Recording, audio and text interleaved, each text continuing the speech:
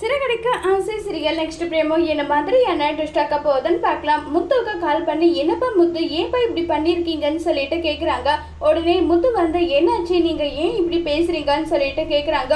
உன்னை நம்பி தானப்பா நான் இப்படி எல்லாம் பண்ணேன். எனக்கு இவங்க எவ்வளோ நல்லா பழக்கம் தெரியுமா, இவங்க என்னுடைய ரெகுலர் கஸ்டமர், என்னுடைய கம்பெனி இந்த அளவுக்கு வளர்ந்துருக்குன்னா அதுக்கு காரணம் இவங்க தான். இவங்களை வந்து வேலையை விட்டு தூக்குறாங்களே, என்ன அர்த்தம் இது? நான் மனோஜ் கிட்ட சொல்லிட்டு தானே வந்தேன், இவங்க உங்களுக்கு உதவியாக இருப்பாங்கன்னு சொல்லிட்டு எல்லாம் பேசிட்டு இருக்காங்க. உடனே முத்து சரிங்க சார், நான் என்ன ஏதுன்றதை என் அண்ணன் கிட்ட விசாரிக்கிறேன்னு சொல்லிட்டு மனோஜ் எங்கடா இருக்க, ஓடுகாலி வாடா வெளியேன்னு கூப்பிடுறாங்க.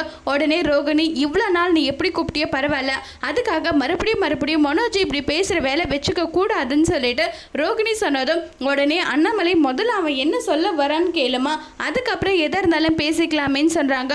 உடனே மனோஜ் வந்ததும் ஆமாம் பழைய எம்ப்ளாயி எல்லாம் எதுக்காகடா நீ வேலையை விட்டு தூக்குனுன்றாங்க, எல்லாரும் வயசானவங்களாம் இருக்காங்க, அப்பா ஏஜில் இருக்கவங்க போயிட்டு எப்படி வந்து வேலை பார்ப்பாங்க, அதனால தான் இதை சொன்னன்றாங்க. உடனே ரோகிணி அது எங்களுடைய கம்பெனி, யார் இருக்கணும் யார் இருக்கக்கூடாதுன்றத முடிவை நாங்கள் தான் எடுப்போம், நீங்கள் எடுக்கக்கூடாதுன்னு சொல்லிட்டு ரோகிணி சொல்கிறாங்க.